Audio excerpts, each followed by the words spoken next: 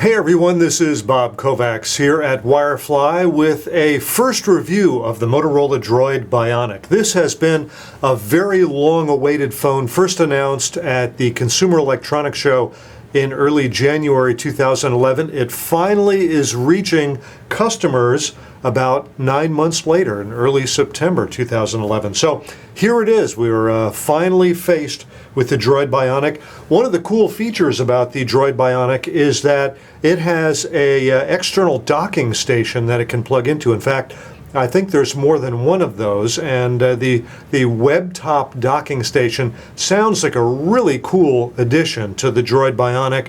I wish that I had access to one and could try it out, but unfortunately I don't. Anyway, this is the Motorola DROID Bionic. Let me give you some of the basics on it. It has a 1 gigahertz dual core processor with 1 gigabyte of processor RAM. Those are pretty much standard specs for a high-end phone nowadays. There are other high-end phones with similar specs, so this doesn't blow anybody out of the water in that regard. It comes with 16 gigabytes of onboard storage, and it has a 16 gigabyte micro SD card pre-installed. So out of the box, the Motorola DROID Bionic has 32 gigs of storage. Of course, you can pull the 16 gig micro SD card out and put a 32 gig in there if you want to pop for a 32 gig card. And then you'll have 48 gigabytes of storage in your phone, which is a pretty honking amount of storage. On the back, there is an 8 megapixel camera, and it can do 1080p HD video. There is an LED flash, as you can see. Right here is the speaker, and the speaker is good and loud on this phone, and it sounds pretty good. So I thought this was the speaker here above the lens, but it's actually right here.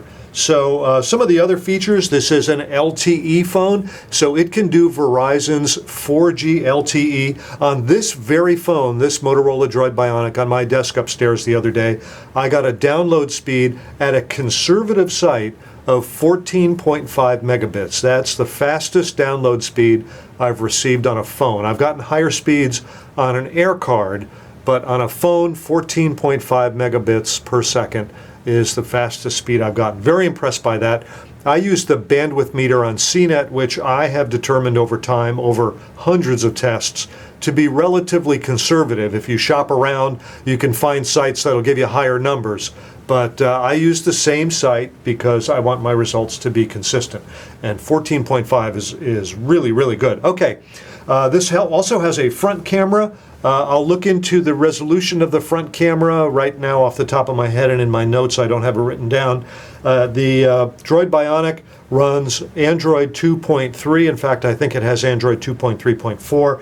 The display is a 4.3-inch diagonal LCD display with a resolution of 540 by 960 pixels.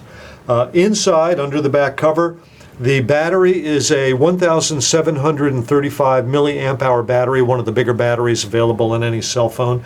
The Motorola Atrix is the current leader with a 1,930 milliamp hour battery, but 1,735 is pretty good. Now, the DROID Bionic can serve as a Wi-Fi hotspot for up to 5 devices. In fact, the mobile hotspot app is right there.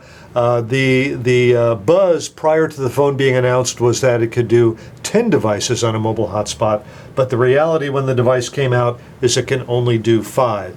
So let's start looking around a little bit. Basically, your controls are more or less the standard controls. On this side, you have a micro USB port and a micro HDMI port. When this is sitting in its docking station, those ports are down, and they plug in to connectors that are in the docking station. Now, one of the first things I noticed is that this has a very light brush version of Motorola's Moto Blur user interface. These buttons down here stay there all the time as you go from page to page. You see these blur-like widgets. This widget, by the way, tells you how much data you've been using, and right now it's telling you that I've got Wi-Fi connected. It's pouring buckets outside here, and I noticed that has taken down my 4G LTE connection. I was able to get it the other day when it wasn't coming down buckets, but Apparently the rain is blocking the 4G signal right now. One of the really nice features of this phone is the Help Center right here. When you touch it, it comes up with a variety of videos that you can run to help you figure out how to operate your new Motorola DROID Bionic. Those are really good. They're really good videos. I personally like the tips here. When you go to tips, it gives you written tips. Let me go ahead and touch that again. It gives you written tips for how to use the phone. Let's say, for instance, you want to learn how to send your contact photos around. And you can go through this. There's lots and lots and lots of tips for you to be able to learn how to do things on the phone. I think they're very well done, very easy to get to. I like that a lot. I also like, as you scroll around, there's a little bit of a 3D effect as you go from page to page. It kind of rolls in, so that's kind of nice. It's not nearly the effect you get on an HTC phone with HTC's Sense 3.0. Also, with this Motorola DROID Bionic, when you get to the end of your Android pages here, you have to go back the other way. Now, again, with HTC's Sense 3.0, you can just keep going around and around and around. So that's a pretty cool feature for Sense 3.0 that I wish was also here on the Bionic.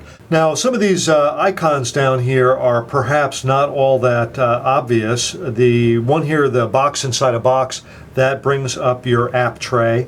So there's the apps, and you can organize your apps differently if you touch that button up there. There's a few different tabs here that you can get at to see what you've done lately and see what apps are related to Verizon and so forth. So that's the apps. This one here, I had to look at that long and hard. That's actually the camera app.